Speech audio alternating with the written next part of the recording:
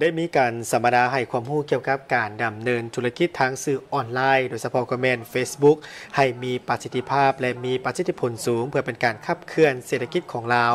ในยุคดิจิตอล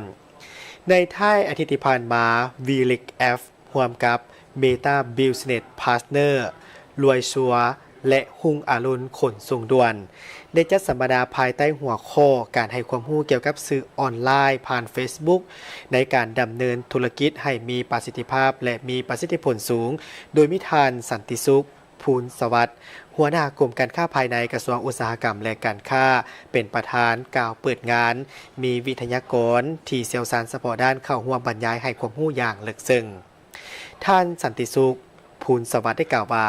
ความสำคัญของการนำใช้เทคโนโลยีดิจิตอลโดยเฉพาะแม่นบรรดาแพลตฟอร์มออนไลน์ต่างๆมีความสำคัญอย่างยิ่งในการพัฒนาระบบการค้าทางด้านอิเล็กทรอนิกส์ที่มีความเข้มแข็งและถูกต้องตามมาตรฐานเพื่อเป็นรากฐานในการขับเคลื่อนเศรษฐกิจของลาวในยุคดิจิตอลการสัมมนาในครั้งนี้เป็นหัวข้อ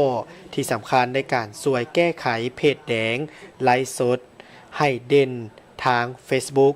และการแก้ไขทุกปัญหาข้างทมิตในประเทศลาว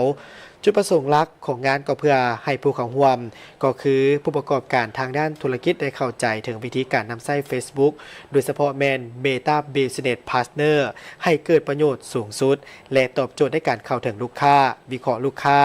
นอกจากนี้ยังสามารถเจาะลึกและเข้าใจปัญหาสาเหตุต่างๆที่เกิดขึ้นกับเพจและบัญชีธุรกิจออนไลน์ที่ขึ้นกับเพจแดงถูกปิดกั้นและโฆษณาถูกระงับ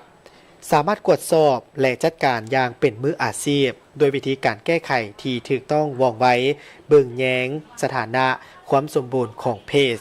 และบัญชีของตนเองได้อย่างมีมาตรฐานสร้างระบบการขายที่ยืนยงเข้มแข็งเพื่อรับประกันการเติบโตในระยะยาวหลายกว่าการขายแบบสัวขาวซึ่งการสัมมนาในครั้งนี้ช่วยยกระดับผู้ประกอบการออนไลน์สู่ความยืนยงส่งเสริมให้สามารถส่งเสริมความสามารถของผู้ประกอบการภายในประเทศในการดำเนินธุรกิจทางด้านการค้าอิเล็กทรอนิกส์อย่างมีประสิทธิภาพปลอดภัยและยืนยง